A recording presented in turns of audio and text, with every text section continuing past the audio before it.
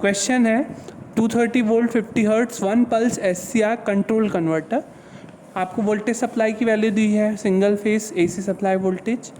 1 pulse SCR control converter, 1 pulse बोला मतलब half wave rectifier, क्योंकि हाफ वेव रेक्टिफायर में आपको एक ही पल्स प्राप्त होती है, तो इसलिए 1 पल्स SCR कंट्रोल कन्वर्टर बोला तो आप समझ जाएं हाफ वेव SCR कन्वर्टर।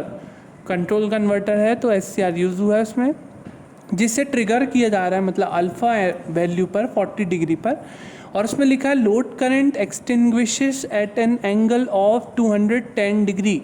मतलब जो लोड करंट आपकी वेवफॉर्म जो आई थी लोड करंट की इस प्रकार से आई थी RL और RLE लोड में, है ना, इस प्रकार से आपने बनाया था। तो इस केस में ये था अल्फ़ा और ये था बीटा, तो लोड करंट की वैल्यू कहाँ जाके ख़त्म हुई होगी, बीटा पे। तो ये वही बोला है कि extinguishes at an angle of 210 degree.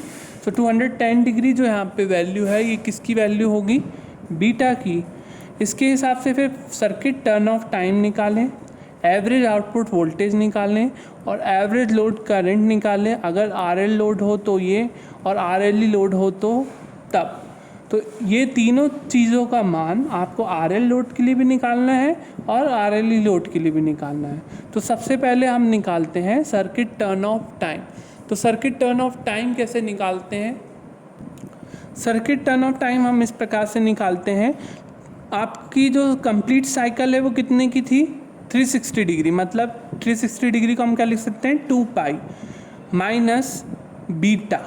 Circuit turn off time मतलब जिस दौरान SCR ऑफ रहा, जितने टाइम के दौरान SCR क्या रहा, ऑफ रहा, वह समय निकालना है। तो जनरली ओमेगा टी के फॉर्म में हम लिख सकते हैं। तो इस वेव फॉर्म में आप देख रहे हैं ये पॉइंट क्या है आपका बीटा और ये है अल्फ़ा। तो सर्किट टर्न ऑफ टाइम निकालना है, तो टोटल साइकिल कितना का है, 2 पाई तक का है, तो 2 पाई का है, तो हम ओमेगा TC इक्वल्स टू लिख सकते हैं 2 पाई। अब टर्न ऑफ टाइम निकालना है, कितना टर्न ऑफ टाइम है, देखो आप बीटा से लेके 2 पाई तक टर्न ऑफ था SCR, तो बीटा से लेके 2 पाई तक की अगर हमें वैल्यू निकालना है तो हम क्या करेंगे, 2 पाई माइनस बीटा। तो TC इक्वल्स टू हम लिख सकते हैं 2 pi minus beta by omega. तो इस प्रकार से सर्किट टर्न ऑफ टाइम निकाला जाता है। आप किसी भी वेव फॉर्म को देख के सर्किट टर्न ऑफ टाइम निकाल सकते हैं इस प्रकार से। तो RL लोड के लिए circuit turn off time 2 pi minus beta upon omega होगा। 2 pi minus beta, 2 pi degree में लिखेंगे हम तो 360 डिग्री, क्योंकि हमें बीटा जो दिया हुआ है वो डिग्री में दिया हुआ है, तो हम 360 डिग्री माइनस बीटा, बीटा कितना है 210 degree divided by omega. Omega को हम लिखते हैं 2 pi f, 2 into pi into f. अब ये वैल्यू जो होगी डिग्री में है, पर हमें टाइम की जो वैल्यू निकालना है वो डिग्री में नहीं निकालना है, तो इससे हमें डिग्री से बदलना पड़ेगा रेडियन में। तो रेडियन में बदलने के लिए क्या करना पड़ेगा, हमें पाई बाय 180 डिग्री से मल्टीप्लाई करना पड़ेगा इस पर्टिकुलर वैल्यू को। तो पाई से पाई कैंसिल और ये सॉल्व करेंगे तो आपका कुछ वैल्यू आएगी 0.083 इस प्रकार से। तो हम इसको मिली में लिख सकते हैं 10 की पावर -3 में 8.333 मिली सेकेंड। इस केस में एवरेज आउटपुट वोल्टेज का फॉर्मूला था Vm/2 pi under the bracket cos alpha minus cos beta. Vm को हम लिख सकते हैं √2Vs, √2Vs इंटू √2Vs को हम लिख सकते हैं √2 into 230 divided by 2 pi. cos alpha लिखेंगे हम cos 40 minus cos beta cos 210 degree. V0 की वैल्यू इस प्रकार से यहाँ से निकल जाएगी। तो I0 क्या होगा, V0/R। V0 निकल चुका, R कितना है 5 ओम, तो I0 की वैल्यू निकल गई। अब सर्किट टर्न ऑफ टाइम आपको किस में निकालना है, RLE लोड में। तो इसमें सर्किट टर्न ऑफ टाइम में 2 पाई माइनस बीटा नहीं होगा, इसमें एक θ1 भी आता था जो मैंने आपको बताया था minimum value of firing angle, तो वो इसमें 2 पाई में प्लस हो जाएगा माइनस बीटा अपॉन ओमेगा। θ1 की वैल्यू कैसे निकालते हैं हम, साइन इनवर्स E/Vm से।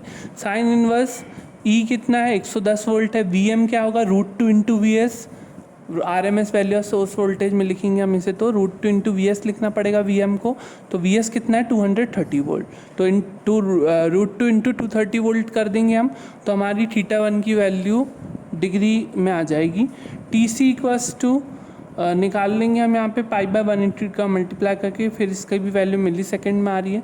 I0 की वैल्यू हमने निकाले थे उस केस में वेव फॉर्म को लिख के 1/2 पाई integration of alpha two beta Vm sin omega T Vm sin omega T minus E D omega T, याद होगा आपको इंटीग्रेशन किया था, वहाँ से हमने ये वैल्यू पाई थी 1/2 V S cos alpha minus cos beta minus e beta minus alpha under the bracket.